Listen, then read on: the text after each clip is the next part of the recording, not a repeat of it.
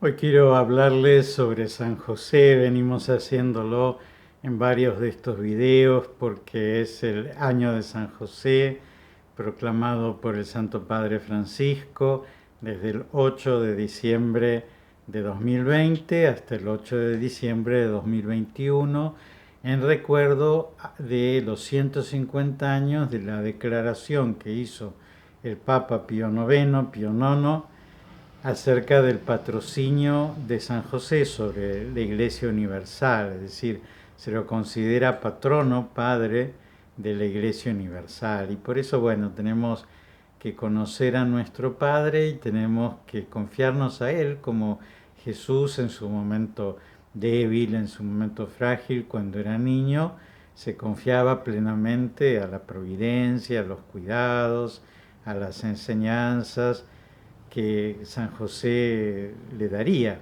Y por lo tanto también nosotros que nos encontramos en un momento frágil en este año, todavía enfrentando esta pandemia que nos hace tan incierto el futuro y tantas cosas, ¿no? En donde tenemos que recurrir a Dios, bueno, recurrir a Dios a través de la intercesión de San José. Hoy quería hablarles sobre el trabajo de San José. Me parece que el trabajo es una dimensión extraordinaria que posiblemente los hombres de nuestro tiempo no valoran excesivamente, porque muchas veces nosotros, sobre todo cuando el trabajo se racionaliza, es decir, un hombre que por ejemplo tiene una quinta y bueno, y remueve la tierra y pone fertilizantes y cuida sus plantas y las riega, muchas veces ve después en el fruto de esa quinta, en la fruta que recoge, en las verduras, en las hortalizas, en todo lo que la naturaleza le devuelve, se da cuenta que valió la pena ese esfuerzo. Pero cuando el trabajo se racionaliza, un señor que trabaja en un correo y que pone un sello a cada una de las cartas y las mete en una bolsa para que se vaya a otro lugar, no llega a ver el fruto de su trabajo y entonces muchas veces se pierde como ese incentivo, ¿no? Que cuando uno mira lo que hizo como Dios, ¿no? En el Génesis nos cuenta que miraba la creación y estaba conforme con cómo había hecho las montañas, cómo había hecho los mares, cómo había hecho al hombre. Y entonces muchas veces pasa que el hombre valora menos el trabajo porque no lo disfruta, no disfruta ni trabajar, ni llega a ver el fruto de ese trabajo. En cambio, lo único que valora es el sueldo, es decir, la remuneración que obtiene por el trabajo. Pero esto degrada mucho, mucho el trabajo, porque incluso le diría que la mitad de las cosas que nosotros hacemos, los hacemos por el gusto de hacerlo, ¿no? Y a una mamá no le pagan por cocinar, pero la alegría que ve cuando sus hijos comen con gusto, ni siquiera le dicen que rica está la comida, sino simplemente ve que lo comen con gusto o los ve robustos porque los alimenta bien, esa es su remuneración, ¿no? Entonces, bueno, que tengamos un buen sueldo o un mal sueldo, bueno, evidentemente la plata tiene su importancia y es el medio para tantísimas cosas, incluso para tantas obras de bien. Pero quiero decirles que degrada un poquito la remuneración, incluso hace que haya una cierta injusticia, porque una persona trabaja en la administración pública 7 horas, no hace nada, llega a fin de mes y cobra tantos pesos. Y una persona trabaja en la administración pública, se esfuerza muchísimo, trabaja 7 horas, siempre llega puntual, siempre se preocupa por hacer todo de la manera mejor, llega a fin de mes y cobra lo mismo que el otro que es un vago. Porque al ser una racionalización, ¿no es cierto?, el sueldo del trabajo, no es como en la quinta, en donde el que trabajó ve que sus frutos son mejores que el que no trabajó, ¿no es cierto? En el sueldo no necesariamente uno vemos una remuneración adecuada a nuestro esfuerzo. Y eso, naturalmente, por eso que llamamos el pondus peccatus, ¿no es cierto?, que es como una especie de ley de gravedad, ¿no?, un peso que tenemos hacia el pecado, así como el agua, ¿no es cierto?, tiende a irse para abajo. Bueno, nosotros también tendemos a irnos para abajo. Entonces, ¿qué pasa? Cuando no vemos que hay una remuneración en serio, que vale la pena el esfuerzo, entonces dejamos de esforzarnos y entonces vamos a cada vez valorar menos lo que es el trabajo. Pero el trabajo es muy importante para el hombre, para el varón es muy importante, para la mujer por supuesto que también, pero va a tener otros matices. Y de hecho, les quería comentar que el trabajo tiene una relación con el hombre tanto en la Sagrada Escritura como en el derecho romano. En la Sagrada Escritura, fíjense ustedes que cuando se dirige a Adán, le dice, ganarás el pan con el sudor de tu frente, esta tierra producirá para ti espinas y abrojos. Es decir, que la dificultad, la santificación, el esfuerzo del varón va a estar en el trabajo. En cambio, cuando se dirige a Eva, dice, hacia tu marido irá tu apetencia y él te someterá, parirás con dolor. Es decir, que la dificultad, el esfuerzo que va a tener la mujer es en el ámbito de la familia. Por supuesto que esto es arquetípico, ¿no? Y hay muchas mujeres que llevan el pan con el sudor de su frente a sus casas, por supuesto, y eso no quiere decir que sean cosas excluyentes, pero el ámbito en el que se desarrolla la mujer muy particularmente es la familia, el ámbito en el que se desarrolla muy particularmente el varón es el trabajo. Y si vemos en el derecho romano, patrimonio y matrimonio, ¿no es cierto? Monio viene de una palabra que es munere, que de ahí viene ministerio. El ministerio vendría a ser el oficio propio de alguien, por eso decimos ministerio de agronomía, ministerio de economía o ministerio de justicia, ¿no es cierto? Porque cada uno tiene un oficio propio, ¿no? Bueno, cuando decimos matrimonio, es decir, el oficio propio de la madre, nos estamos refiriendo a la familia. Cuando decimos patrimonio, es decir, el oficio propio del padre, nos estamos refiriendo a los bienes, ¿no es cierto? Es decir, a lo que trae el padre como su oficio propio, que es el pan de cada día. Es decir, que el trabajo está muy unido con la idea del varón.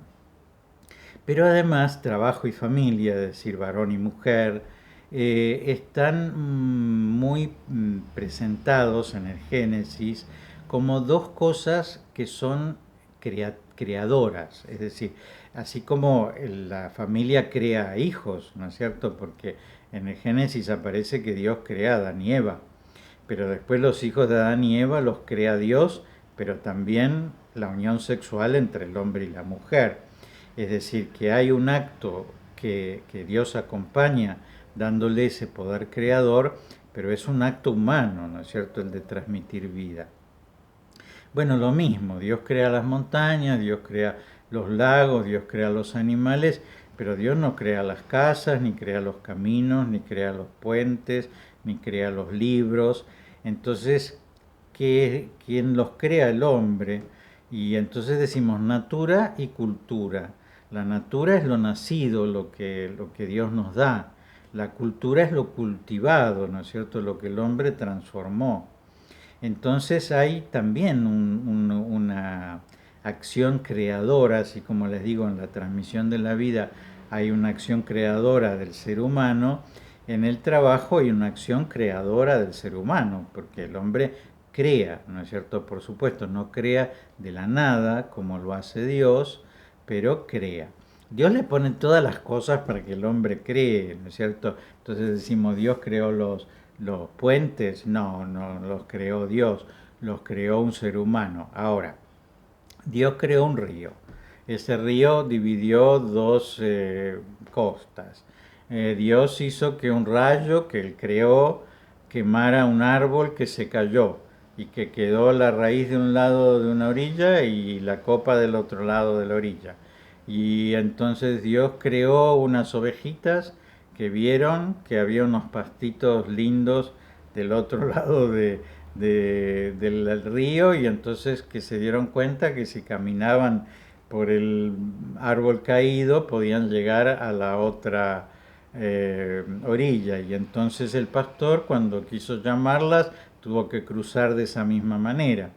Y entonces, como tiene una inteligencia como para darse cuenta, pero que bueno, mira, si ponemos una madera de una costa a la otra costa, hacemos una posibilidad de cruzar este río sin tener que mojarse. Bueno, lo voy a hacer no en este lugar donde se cayó porque hubo un trueno, sino que lo voy a hacer en el lugar en donde el río es más angosto.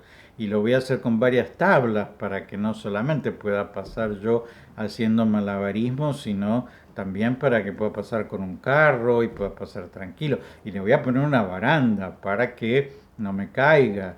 Y lo voy a agarrar bien de un lado y lo voy a agarrar bien del otro para que cuando suba el caudal de este río en la época de deshielo no se lleve puesto el puente. Y entonces, bueno, Dios no crea el puente, pero le da al hombre todas las cosas, incluso la inteligencia y las fuerzas y la habilidad en sus manos para hacer ese puente. Por eso no decimos que la creación del hombre sea de la nada, porque no, no es de la nada, es decir, él utilizó todas esas cosas que Dios le puso a su alcance, pero ciertamente ese puente lo hizo el hombre.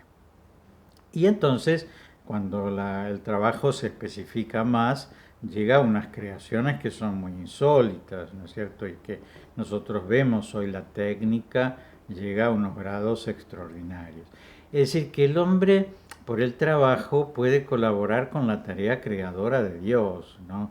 No es poco, es decir, hacer las cosas no es poco, hacerlas bien no es poco. Nosotros nos damos cuenta además cuando vemos un mueble antiguo, cuando vemos cómo se trabajaba antes, cómo se construía un edificio, y cuando vemos cómo se hace ahora, uno ve que hoy las cosas son más frágiles porque no están pensadas para perdurar mucho, sino al contrario, porque como somos una civilización de consumo, entonces, bueno, que esto dure un año y el año que viene compramos otra.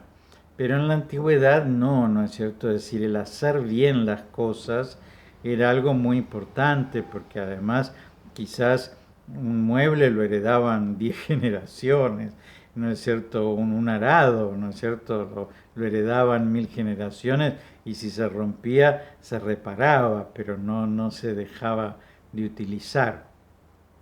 Bueno, entonces esa tarea de ser trabajador es una tarea muy noble en la antigüedad. Y en la antigüedad, bueno, sí, había trabajos que se le daba a los esclavos, que no lo querían, ¿no es cierto?, las personas libres, porque se consideraban trabajos muy arduos, muy difíciles. También había personas de más nobleza que se dedicaban a otro tipo de cosas, por ejemplo, para prepararse para la guerra, para defender, para guiar, para gobernar. También había personas que se preparaban para el culto, ¿no es cierto?, los sumos sacerdotes, o también había personas que se preparaban para la enseñanza, como eran los levitas, que eran como si fueran los catequistas, ¿no?, que enseñaban la ley de Dios. Pero bueno, cuando la Sagrada Escritura nos habla de San José y también de Jesús, utiliza una palabra que es tectón. Esa palabra tectón en realidad significa constructor, ¿no es cierto? No podría traducirla desde albañil hasta arquitecto, porque en realidad tectón significa constructor.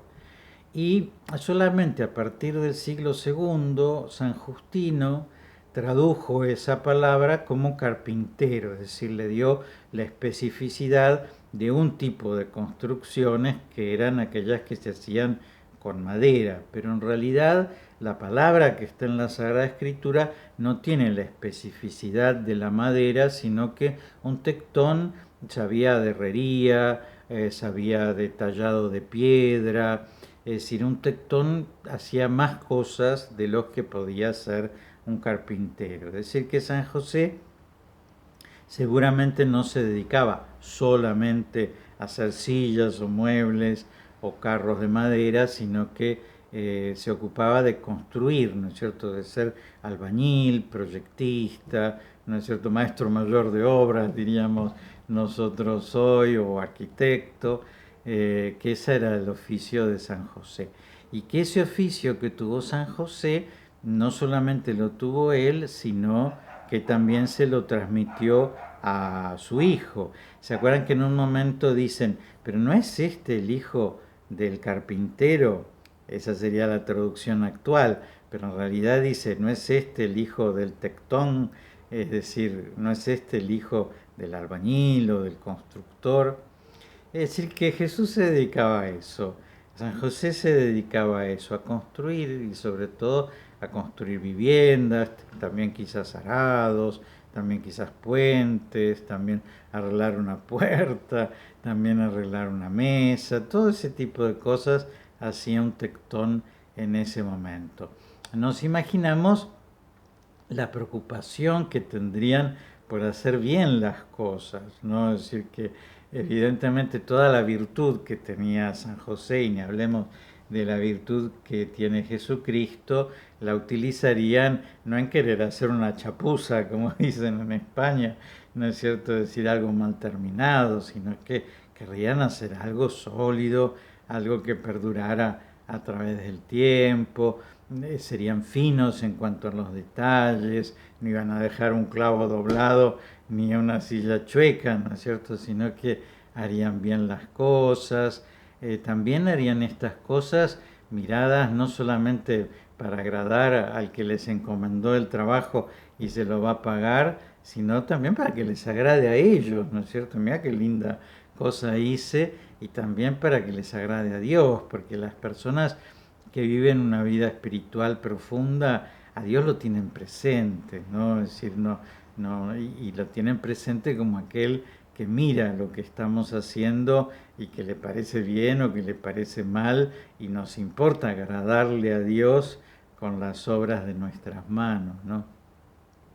Así que es lindo pensar que a pesar de que Jesús en los 3 años de vida pública no ejerce un trabajo específicamente, porque evidentemente no puede hacerlo, porque además vieron que tiene un trabajo enorme, dice que a veces no tenían ni tiempo para comer, ¿no? Y a la noche Jesús se quedaba en oración porque durante el día le traían enfermos, venía gente a preguntarle, ¿no es cierto?, iban de un lugar al otro, es decir, que Jesús no podía ejercer este trabajo, pero durante los 30 años de su vida, y ciertamente desde la infancia, ¿no?, apenas habrá podido ayudar con sus manos a San José, ya habrá hecho esta tarea, ya habrá tenido esta alegría, ¿no?, de hacer bien las cosas y de hacerlo junto con su padre, que le habrá enseñado a ser un trabajador.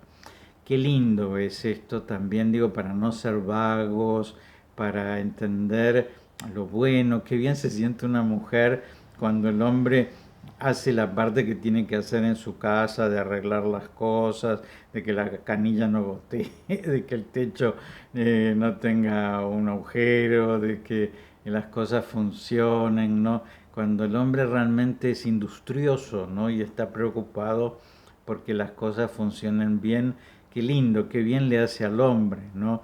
Qué mal le hace al hombre ser holgazán y estar todo el día en la cama perdiendo tiempo. Bueno, eso no pasó con Jesús y no pasó con San José, que evidentemente le enseñó con el ejemplo, que es la mejor manera de enseñar, la virtud de la laboriosidad. Así que bueno, les encomiendo hoy a San José, que es tan trabajador, para que también siga trabajando en el cielo, para que no nos falte ese pan de cada día. Les dejo la bendición, que Dios los bendiga y los proteja, en el nombre del Padre y del Hijo y del Espíritu Santo. Amén.